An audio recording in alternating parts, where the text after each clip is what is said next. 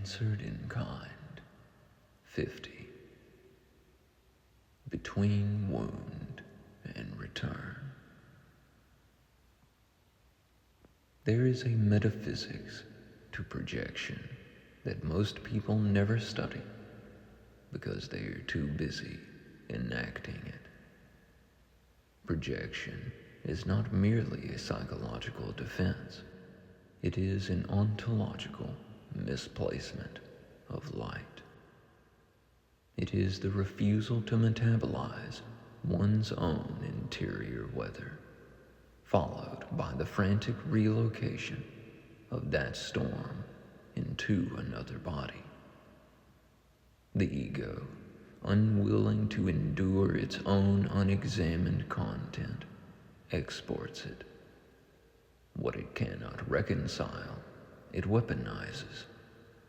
What it cannot integrate, it indicts. And yet, beneath this spectacle, beneath the destabilizations, the humiliations, the frantic attempts to make another tremble, there is not villainy in its pure form. There is injury. The ego destabilizes others because it is itself unstable. It attempts to unseat another consciousness in order to experience, if only momentarily, the illusion of footing. When someone tries to provoke you into confusion, shame, or reactivity, they are not displaying strength. They are begging for ontological confirmation.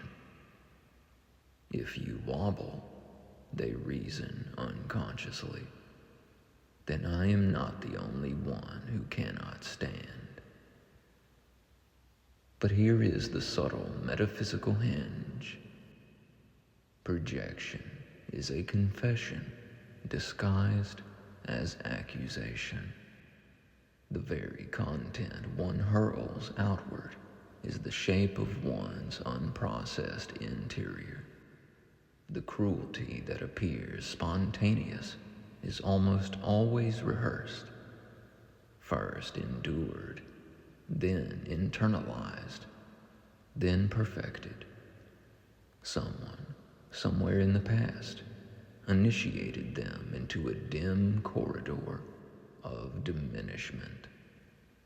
They learned that sharpness meant safety. They learned that ridicule was armor. They learned that tenderness was a liability. So they became fluent in hardness. But hardness does not heal. A fist can strike. It cannot receive. A closed palm can defend. It cannot gather. The ego believes that if it remains braced, it will never again be humiliated. What it does not realize is that bracing is not living. It is merely surviving in perpetuity. When I encounter one who speaks with reckless disregard for the interiority of others, I do not first perceive wickedness. I perceive an unlit room. I perceive a nervous system that has equated domination with safety. I perceive a psyche that has mistaken hostility for coherence. There are souls who stare at empty vessels, expecting nourishment, unaware that neither heat nor substance has been applied. They wait for vindication without self-examination, for growth without ignition. And when nothing transforms, they blame the world for failing to cook what they themselves have not prepared. Others overcorrect. They scorch what could have been sustenance. They burn through relationships, through dialogues, through communities, convinced that intensity equals vitality. They cannot distinguish between fire that warms and fire that devours. And so they oscillate between emptiness and incineration. This is where the golden path emerges, not the gaudy moralism of reward and punishment, not the transactional arithmetic of sin tallied against karma, but the subtler law of return.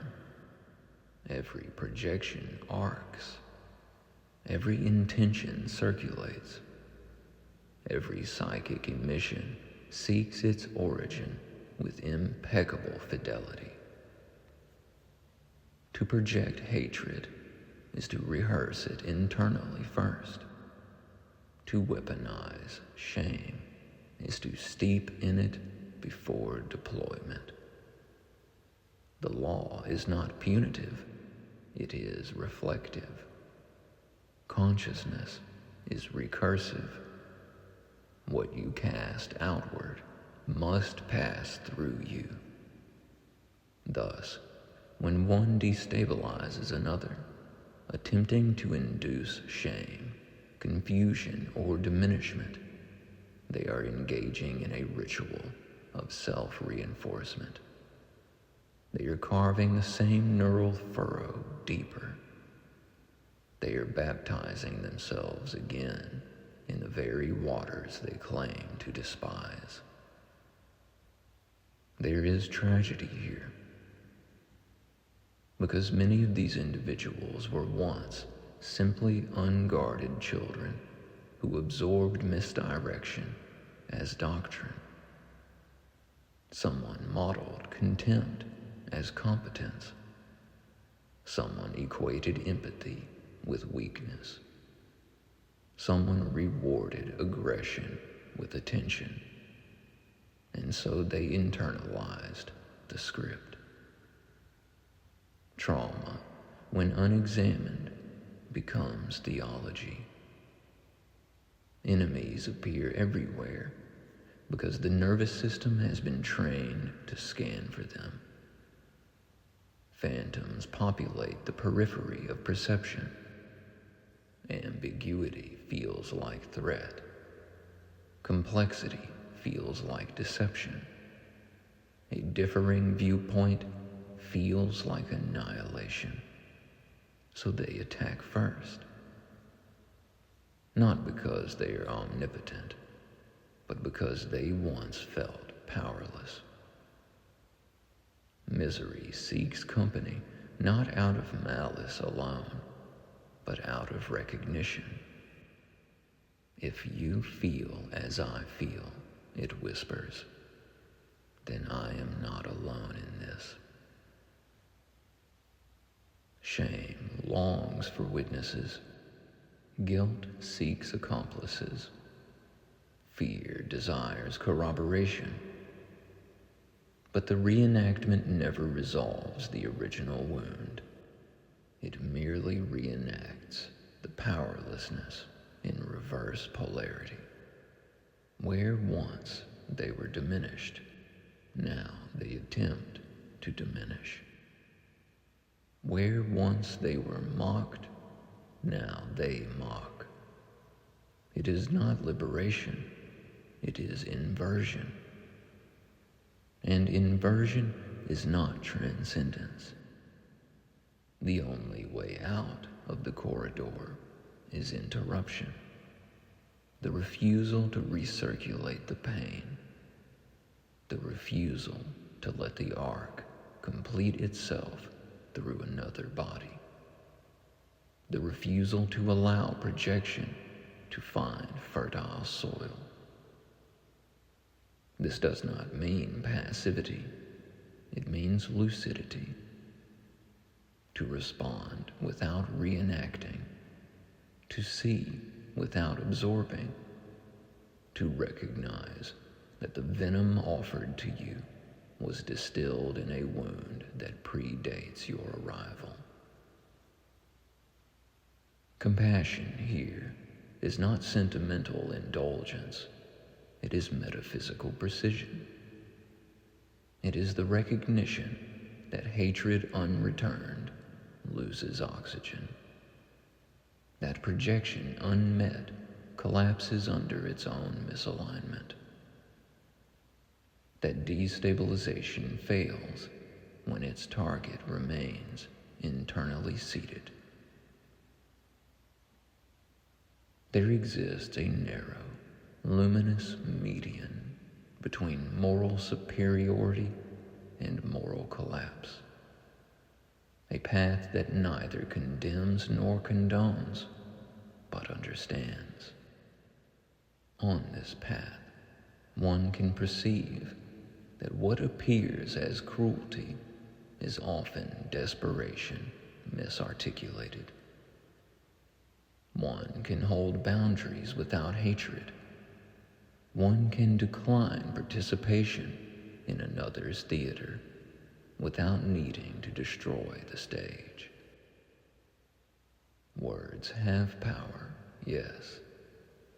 If they did not, no one would use them to wound. But the deeper truth is this: words reveal the architecture of the one who speaks them. Language is a map of interior geography. Listen long enough, and you can trace the fault lines. So may every projection reflect with such clarity that it becomes revelation rather than repetition. May the mirror cease to distort and begin to instruct.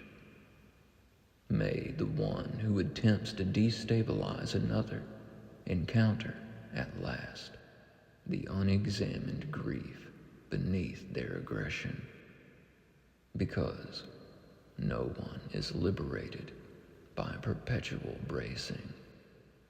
No one heals by perpetual accusation. No one ascends by dragging others downward. There is a golden equilibrium between cause and consequence, between error and return. It does not thunder. It does not shame. It simply ensures that what we cultivate within becomes the atmosphere we inhabit. If you cultivate hostility, you breathe it. If you cultivate contempt, you dwell within it. If you cultivate integration, you expand into it. The corridor is not locked, but it cannot be exited while one insists on lighting torches to frighten others instead of turning the flame inward. The ego fears this inward turn because it anticipates annihilation. In truth, what dies is not the self, but the distortion. And beneath the distortion is something far more fragile and far more luminous: the original capacity to connect without conquest.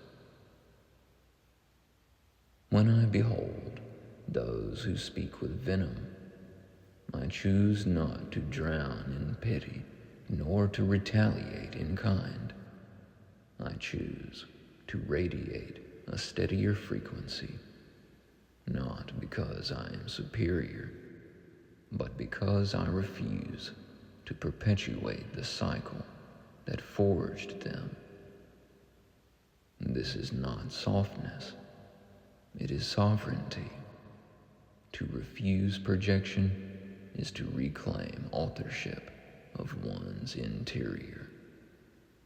To decline the invitation to mutual degradation is to stand upon that narrow golden path where neither sin nor karma dominate, but awareness governs. May those who cast shadows come to see the light they obscure. May those who learned hardness as survival discover gentleness as strength.